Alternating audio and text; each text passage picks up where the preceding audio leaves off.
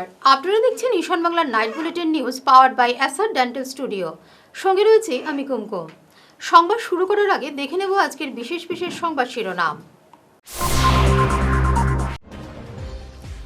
Kathigora sub registrar অফিসে দালাল রাজ, প্রশাসনের ভূমিকা নিয়ে প্রশ্ন।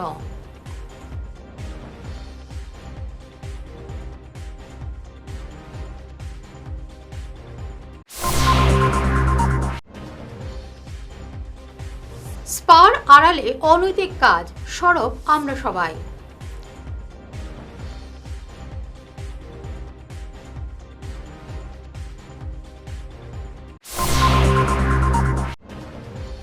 অসমের ভয়াবহ বন্যা পরিস্থিতির কথা প্রধানমন্ত্রীকে জানাবেন রাজ্যপাল।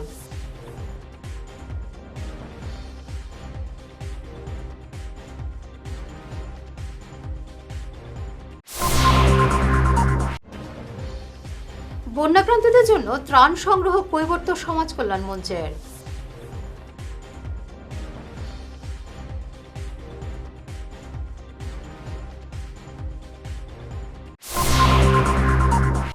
শুরু করছি বিস্তারিত Ishan Bangla night bulletin news.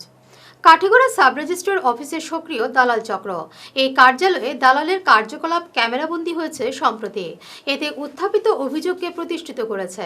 দেখা যাচ্ছে বিয়ের নিবন্ধনের জন্য আসা নবদম্পতিকে সরকারি কর্মচারীদের সামনেই শপথবাক্য পাঠ করাচ্ছে দালালরা। এই ঘটনা নিয়ে সাধারণ মানুষের মধ্যে ক্ষোভের সৃষ্টি হয়েছে।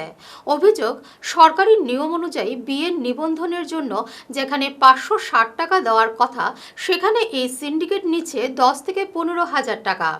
প্রশ্ন উঠেছে, সরকারি কর্মীদের সামনে কিভাবে বাইরের লোকেরা বরকনিকে শপথবাক্য পাঠ করানোর সাহস দেখাতে পারে। বিয়া শাদী যেটা হয় সাব রেজিস্ট্রারের আন্ডারের মাধ্যমে, এই বিয়া শাদী দেখা যায় যারা মরিব আছে বা অফিসের স্টাফ আছে, অরিজিনাল লাইসেন্স এলা মরিব আছে, এরা মরিবি করতো কোনো অসুবিধা নাই। কিন্তু বিয়া শাদী যেটা আছে এটা অফিসের নিজে করাইটা একটা দালাল চক্র দিয়া একটা সিন্ডিকেট রাজ চলের বুঝে যায়। এই সিন্ডিকেটের মাধ্যমে এই বিয়া শাদীটা হয় খাটিগড়া সাব রেজিস্ট্রারের অফিসে।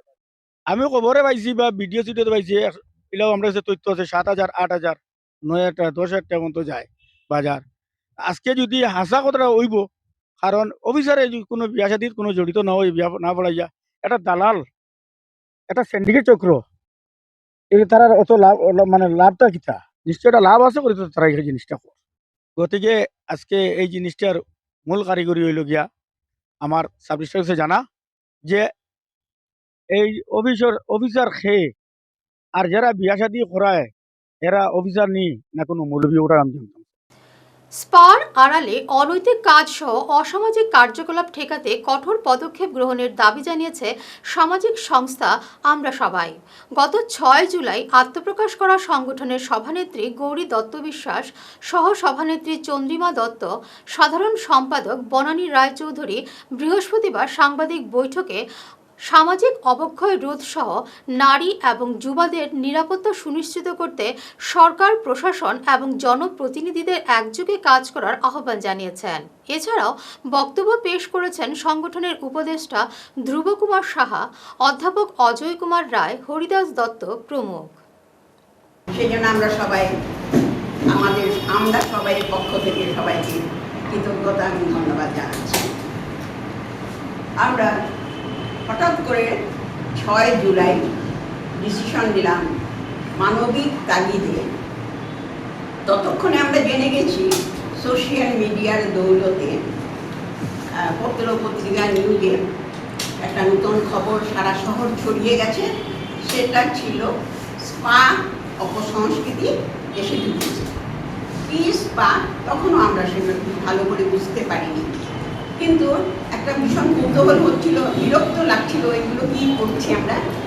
ঘটনার পরিপ্রেক্ষিতে সেই সাজেশনগুলো যেটা এসছে আমরা সবাই সংস্থার পক্ষ থেকে, সেটা আপনাদের পত্রপত্রিকার মাধ্যমে যাতে উঠে আসে সেটা এখন মূলত যে আরেকটা জিনিস বলতে চাইছি, যে নারীদের নিরাপত্তা বা মহিলাদের সুরক্ষার প্রশ্নে কিন্তু উদ্বেগটা শুধু আমরা সবাই নয়, সারা ভারতবর্ষেই কিন্তু সচেতন নাগরিক বা এরা কিন্তু উদ্বিগ্ন। আমরা দেখতে পাচ্ছি যদিও সরকার থেকে বলা হচ্ছে যে বেটি বাঁচাও বেটি পড়াও, এই কথাটা বলা হলেও সমগ্র ভারতবর্ষে অনেক ঘটনা ঘটছে। শিবসাগরের বন্যাক্রান্ত এলাকা ঘুরে দেখে দুর্গত মানুষের পাশে থাকার আশ্বাস দিলেন রাজ্যপাল লক্ষ্মণপ্রসাদ আচার্য। পরিস্থিতি খতিয়ে দেখার পর তিনি জানান, রাজ্যের এই ভয়াবহ বন্যা পরিস্থিতির সার্বিক তথ্য তিনি সরাসরি প্রধানমন্ত্রী নরেন্দ্র মোদী এবং স্বরাষ্ট্রমন্ত্রী অমিত শাহকে জানাবেন। দুর্গতদের ত্রাণ এবং উদ্ধার কাজে কেন্দ্রীয় সহায়তা দ্রুত নিশ্চিত করতে রাজ্যপালের এই উদ্যোগ। मैं सब चीज़ों को देखा हूँ, नज़दीक से देखा हूँ। मैं आदरणीय प्रधानमंत्री जी को, आदरणीय गृह मंत्री जी को, जैसा कि उन्होंने मुझे निर्देश दिया था, उनको भी जाकर के यहाँ के जो प्रभावित क्षेत्र हैं इन सब के बारे में विस्तृत रिपोर्ट दूंगा। उन सब की सहानुभूति और सहयोग हम सबके साथ खड़ा है। मैं इतना है कि आपके माध्यम से इतना ही कहना चाहूँगा, हमारे जो यहाँ भाई बहन इससे प्रभावित हैं उनको किसी भी प्रकार की आज बिजली की बहाली 90% से ऊपर क्षेत्रों में की जा चुकी है। पशुओं को सुरक्षित स्थान पर पहुंचाया जा रहा है। हमारे बच्चों के भी उनकी ठीक पढ़ाई भी उनको ठीक से हो जाए, उनके कापी बस्ते कलम किताब उनके कपड़े किसी भी प्रकार को उनको फिर अब कठिनाइयाँ न आने पाएँ, इसकी चिंता हम सब मिलकर कर रहे हैं। उनको किसी प्रकार के परेशान होने की जरूरत नहीं है। অসমের শিবসাগর, জোরহাট, চড়াইদেও এবং গোলাঘাট জেলার বন্যাক্রান্তদের সহায়তার লক্ষ্যে ত্রাণ সংগ্রহ অভিযানে নেমেছেন কৈবর্ত সমাজ কল্যাণ মঞ্চের কর্মকর্তারা।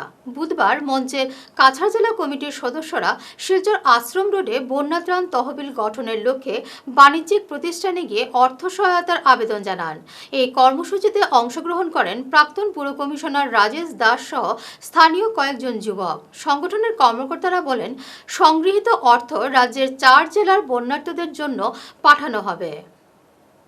জোরহাট এবং শিবসাগর জেলার বহু জায়গা বন্যায় প্লাবিত হয়ে গেছিল। আমরা যারা নিয়মিত নিউজ দেখি, সংবাদপত্র দেখি কিংবা ফেসবুক দেখি, আমরা দেখতে পেয়েছি অনেক মানুষ সেখানে মারা গেছেন, অনেক গবাদি পশু মারা গেছে এবং স্কুল কলেজ যা আছে বই খাতা কলম সব নষ্ট হয়ে গেছে। ওখানে হয়তো ঘরবাড়ি আছে কিন্তু সেই ঘরবাড়িতে বাসনপত্র নেই, গ্যাসের সিলিন্ডার নেই। হয়তো স্কুল আছে কিন্তু সেই স্কুলে যে যাবে বাচ্চা কাচ্চাদের ব্যাগ নেই, খাতা কাগজ কলম নেই। তো এই অবস্থাতে মানবিকতার খাতিরে আমাদের প্রত্যেক এখানে যারা আমরা সম্মানিত নাগরিক বৃন্দরা আছি, আমাদের ছোট ছোট প্রয়াসে তাদের পাশে যদি আমরা দাঁড়াতে পারি, আমাদের টুকটাক দানে ওনাদের হয়তো বৃহৎ লাভ হয়ে যাবে, ওনাদের আগামী দিনে আবার প্রতিষ্ঠিত হতে সাহায্য করবে।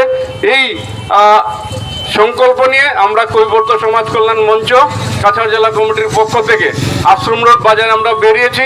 আপনারা যারা বিভিন্ন বাণিজ্য প্রতিষ্ঠানে ব্যবসা করছেন অথবা বাজার করতে এসছেন, সেই যে আমাদের শিবসাগর এবং জোরহাট জেলার তাদের কথা মনে করে যে যেরকম পারুন এই দান বক্সে আপনারা দান করবেন। আপনাদের প্রত্যেকের নাম এবং ফোন নাম্বার আমরা নিয়ে যাব। কারা কারা দান করেছেন সেই তথ্য আমরা সংবাদ মাধ্যমে হোক কিংবা আমাদের সোশ্যাল মিডিয়া যোগে হোক, আমরা সেটা যখন ওখানে বিতরণ হবে, আপনার দানের পয়সায় ওখানে হয়তো কোনো রেশন সামগ্রী বিতরণ হবে অথবা বাচ্চা কাচ্চাদের পড়াশোনার কোনো জিনিস বিতরণ হবে, তখন আপনাকে সেই জিনিসগুলো আমরা শেয়ার করব যাতে আপনি মনে মনে তৃপ্তি পান। চাতলায় ব্লক কার্যালয় স্থাপনের দাবি বিধানসভায় উত্থাপন করলেন বিধায়ক কিশোর নাথ। বুধবার সদনে কিশোর বলেন, ডিলিমিটেশনের ফলে বরখলার ভৌগোলিক পরিসর পাল্টেছে। সীমানার পরিধি বৃদ্ধি হওয়ায় প্রশাসনিক কাজের সুবিধার জন্য চাতলা অঞ্চলে ব্লক কার্যালয় স্থাপনের প্রয়োজনীয়তা এবং চাহিদাও রয়েছে। বর্তমানে এই কেন্দ্রে তাপাং এবং বরখলা নামে 2টি ব্লক থাকলেও চাতলা এলাকার জনগণকে বহু দূরে অবস্থিত এই 2 ব্লকে যেতে হয়রানি হতে হয়। এই অঞ্চলের জনতার চাহিদাকে গুরুত্ব দিয়ে সরকারের কাছে তিনি ব্লক অফিস স্থাপনের দাবি জানান। মাননীয় অধ্যক্ষ মহোদয়, 117 নম্বর যেমন বরখলা সমষ্টি ডিলিমিটেশনের ফলে ভৌগোলিক এলাকা অনেক বড় হয়েছে, যার জন্য সেখানে একটা ব্লক অফিসের খুবই দরকার ছিল। ডিলিমিটেশনের ফলে আলগাপুর থেকে 8টা জিপি এবং সুনাই থেকে 6টা জিপি বরখলার সঙ্গে সংযুক্ত হয়েছে। বর্তমানে যে ব্লক অফিসটা রয়েছে সেটা একেবারে নর্থ সাইডে রয়েছে, আর সাউথ সাইডে যারা রয়েছেন 6টা জনগণ 6টা সমষ্টির, ওনাদের জন্য সেই ব্লক অফিসে আসতে অনেক কষ্ট হয়। অনেক অসুবিধা হয়, বিশেষ করে মায়েরা বোনেরা যারা রয়েছেন, গ্রামের যারা বিশেষ করে প্রবীণ নাগরিকরা যারা রয়েছেন, ওনাদের জন্য ব্লক অফিসে আসতে অনেক কষ্ট হয়। আর বিশেষ করে এই বরখলা সমষ্টিতে অন্য কোনো কমিউনিকেশনের কোনো একটা ভালো ব্যবস্থা নেই, বা সিটি বাস বা কোনো বাসের অন্যরকম গাড়ির ব্যবস্থা নেই। যদি ওই এলাকার জনগণ ব্লক অফিসে যেতে হয় তাহলে নিজস্ব কোনো গাড়ি বা অটো করে যেতে হয়, আর সেখানে গিয়ে ওই এলাকা থেকে ব্লক অফিসে যেতে হলে কমেও না হলেও 1 থেকে 2 ঘন্টা সময় লাগে। আপনার প্রশ্নটা বলুন। মহোদয়, সেটা বলছি আমি, সেই কারণেই এত ভৌগোলিক এলাকাটা অনেক বড় হওয়াতে সেখানে একটা ব্লক অফিসের খুবই দরকার। আর সেই অঞ্চলের জনগণের একটাই ডিমান্ড ছিল, প্রত্যেক দিনই আমার কাছে সেটাই বলেন মায়েরা, দিদিরা, বিশেষ করে প্রবীণ নাগরিক যারা রয়েছেন, ওনারা সবসময় আমাকে বলেন একটা ব্লক অফিস আমাদের খুবই দরকার। তো আমি মনে করি সেখানে একটা নতুন ব্লক অফিস করে দিলে জনগণ খুব উপকৃত হবেন। এবারে নিচ্ছি সামান্য একটি বিরতি, সঙ্গে থাকুন। আপনার হাসিকে আরও উজ্জ্বল এবং সুন্দর করতে বরাক উপত্যকায় এখন সবচেয়ে উন্নত dental care SR dental studio. আমরা নিয়ে এসেছি সম্পূর্ণ ডিজিটাল ডেন্টাল ইকোসিস্টেম। আমাদের পরিষেবা একাধারে অ্যাডভান্সড, অ্যাকিউরেট এবং অ্যাসিওর্ড। আর আপনার জন্য রয়েছে একটি বিশেষ সুযোগ। আমাদের স্টুডিওতে দাঁতের চেকআপ করানো যাবে সম্পূর্ণ বিনামূল্যে। আপনাদের অনুরোধে আগামী 31শে জুলাই পর্যন্ত এই সময়সীমা বাড়ানো হয়েছে, তাই দেরি না করে আজই চলে আসুন। আমাদের ঠিকানা সিলচার রঙিরখাড়ি পয়েন্ট, এসআর মেট্রোর উপরতলায়। বিস্তারিত জানতে ফোন করুন 8638246619 নম্বরে। এসআর ডেন্টাল স্টুডিও, আধুনিক হাসির নয়া ঠিকানা। শহর বদলায়, ফ্যাশন বদলায়, কিন্তু কিছু আবেগ চিরকাল অমলিন। শিলচরের খান জুয়েলার্সে পা রাখতেই সেই আভিজাত্যের ছোঁয়া অনুভব করলাম। শান্ত পরিবেশ, মার্জিত ডেকোরেশন আর হীরা সোনার এক অনন্য সংগ্রহ। প্রতিটি গয়না যেন নিখুঁত শিল্পকর্ম। আধুনিক এক্সক্লুসিভ ডিজাইনের সঙ্গে রয়েছে 51 বছরের অটুট বিশ্বাস ও ঐতিহ্য। মায়ের জন্য ভালোবাসার উপহার হোক বা জীবনের বিশেষ মুহূর্ত, খান জুয়েলার্স মানেই স্মৃতিকে করে তোলা আরও মূল্যবান। আপনি কবে আসছেন আপনার প্রিয় মুহূর্তটি সাজাতে? ফিরে এলাম অন্যান্য সংবাদ নিয়ে। শিশু শ্রম রোধে কঠোর অবস্থান নিয়েছে হাইলাকান্দি জেলা প্রশাসন। জেলার টাস্ক ফোর্স আলগাপুর বাজারে অভিযান চালিয়ে 2টি বাণিজ্যিক প্রতিষ্ঠান থেকে 2 শিশু শ্রমিককে উদ্ধার করেছে। প্রশাসন সূত্রের খবর, উদ্ধার করা 2 শিশুকে জেলা শিশু সুরক্ষা সমিতির তত্ত্বাবধানে শিশু নিবাসে রাখা হয়েছে। ভবিষ্যতে এই ধরনের অভিযান অব্যাহত থাকবে। as per schedule drive মাঝে মধ্যে চাইল্ড লেবার ড্রাইভটা হয়ে থাকে, অ্যাওয়ারনেস ড্রাইভের মতোই। আজকেই আমার চাইল্ড লেবার টাস্ক ফোর্সের ড্রাইভ ছিল, আলগাপুর এরিয়াতে ড্রাইভ হয়েছে এবং এই ড্রাইভের মধ্যে 2টা এলিস চাইল্ড লেবার বাচ্চাকে রেস্কিউ করা হয়েছে এবং সিডব্লিউসি প্রোডাকশন করার পর বাচ্চা দুটাকে চিলড্রেন হোমে রাখা হয়েছে এবং বাচ্চা দুটো আজকে চিলড্রেন হোমেই থাকবে এবং সিডব্লিউসি ওটার মধ্যে বাচ্চার ফ্যামিলি ভিজিট করা হবে, সোশিয়াল ইনভেস্টিগেশন রিপোর্ট বা family report, background report social worker collection করবে, সিডব্লিউসি জমা করবে। তারপরে যে অর্ডার হয় বাচ্চাটাকে আমরা রিহ্যাবিলিটেশন সার্ভিস বা রেস্টিটিউশন সার্ভিস প্রোভাইড করব। কিন্তু আমি আপনাদের মাধ্যমে সবাইকে আহ্বান করতে, চাইল্ড লেবারটা একটা দণ্ডনীয় অপরাধ। তো আমরা চাইল্ড লেবার নিয়োগ করব না এবং বাচ্চাদেরকে রাইট টু এডুকেশন বা শিক্ষার অধিকার, মৌলিক অধিকার থেকে বঞ্চিত করব না। তো আমরা মাঝে মধ্যে ড্রাইভ করি, মানুষকে অ্যাওয়ারনেসও করি বাচ্চাকে চাইল্ড লেবার মুক্ত যাতে আমাদের হাইলাকান্দি হয়। কিন্তু তথাপি মাঝে মধ্যে দেখা যায় যে চাইল্ড লেবার নিয়োগ করা হয়েছে বা কমপ্লেন আছে। আমি আশা করছি একদিন না একদিন হলেও আমাদের চাইল্ড লেবার মুক্ত হবে হাইলাকান্দি।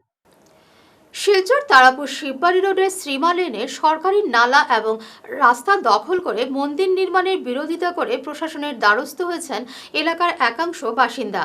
অভিযোগ, লেনের নিচের অংশের বাসিন্দাদের ব্যবহার করা বাঁশের সাঁকো সংস্কারের অভাবে অনুপযোগী হয়ে পড়েছে, তাই এই রাস্তার পরিবর্তে তারা অন্য রাস্তা ব্যবহার করছেন। এই সুযোগে গলির একাংশ 28 জুলাই ওই স্থানে মন্দির নির্মাণের উদ্যোগ নেন। বিষয়টি জানতে পেরে নিচু অংশের বাসিন্দারা প্রতিবাদ করায় কাজ সাময়িক বন্ধ রয়েছে। তবে ভবিষ্যতে যাতে মন্দির নির্মাণ করে রাস্তা বন্ধ করা না হয় তার জন্য প্রশাসনের হস্তক্ষেপ দাবি করা হয়েছে।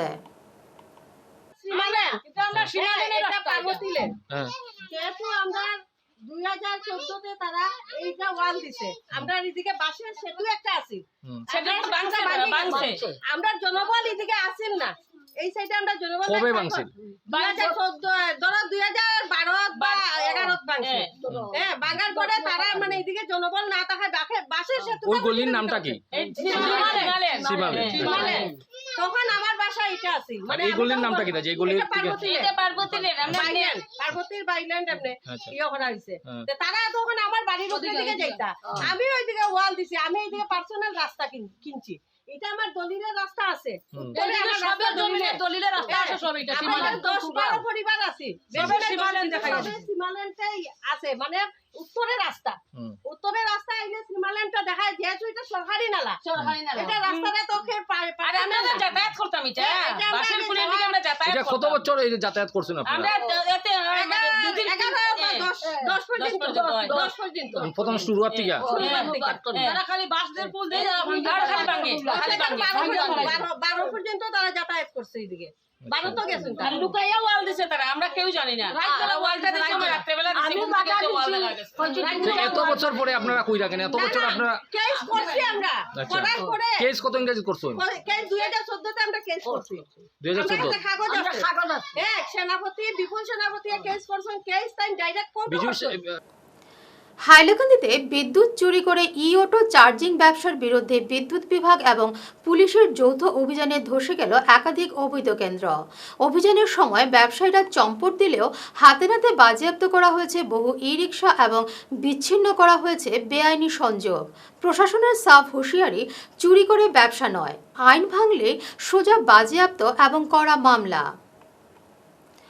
অসম সরকার ও কাছাড় জেলা প্রশাসনের উদ্যোগে সুনাই নৃত্যগোপাল স্কুলে আয়োজিত গ্রীষ্মকালীন কর্মশালা বৃহস্পতিবার সম্পন্ন হল। সুনাই ক্লাবের ব্যবস্থাপনায় এই শিবিরে শিক্ষার্থীদের নৃত্য, গীত এবং লোকসংস্কৃতির প্রশিক্ষণ শেষে বিজয়ীদের পুরস্কৃত করা হয়। অতিথিরা সরকারের উদ্যোগ এবং বিধায়ক আমিনুল হক লস্করের সহযোগিতার প্রশংসা করেন। এবং জেলা কাছাড় জেলা প্রশাসনের সহযোগিতায় সুনাই ক্লাবের ব্যবস্থাপনায় গত 16 জুলাই থেকে তারা 15 দিন, আজকে তার অন্তিম দিন ছিল 30 জুলাই। এই 15 দিনে আমরা বিভিন্ন কার্যসূচি পালন করেছি। নাচ, গান, ড্রয়িং, মাশরুম কাল্টিভেশনের উপর, ভার্মি কম্পোস্টের উপর, বক্তৃতার উপর বিভিন্ন বিষয় নিয়ে এই 15 দিনের কর্মশালা আমরা আজকে সম্পন্ন করেছি এবং এর জন্য আমরা ধন্যবাদ জ্ঞাপন করছি এই সুনাই কনস্টিটিউয়েন্সির প্রত্যেকটা আসাম সরকারের নির্দেশ ছিল যে প্রত্যেকটি বিধানসভা কেন্দ্রের দুটি কেন্দ্র দেওয়া, এনজিও দেওয়ার জন্য উনি আমাদেরকে দিয়েছেন। একটা দিয়েছেন আমাদেরকে, একটি দিয়েছে বাঁশকান্দি ব্লককে। উনাকে অসংখ্য ধন্যবাদ এই সুযোগ প্রদান করার জন্য। হ্যাঁ, আমিনুল হক লস্কর মহাশয় এমএলএ, উনাকে আবারও আমি ধন্যবাদ জ্ঞাপন করছি এই প্রোগ্রামটি আমাদেরকে তুলে দেওয়ার জন্য। শেষ করার আগে বিশেষ ঈশান বাংলা নাইট বুলেটিন শিরোনাম আরও একবার।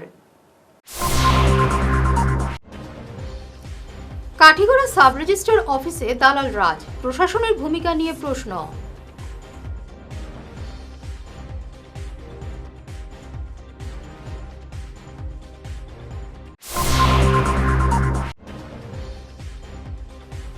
স্পার আড়ালে অনৈতিক কাজ, সরব আমরা সবাই।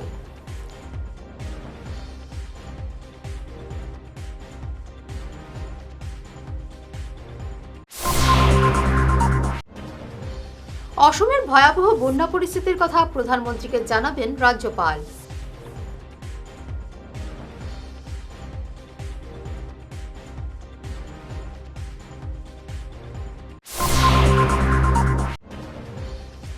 বন্যাক্রান্তদের জন্য ত্রাণ সংগ্রহ কৈবর্ত সমাজ কল্যাণ মঞ্চের।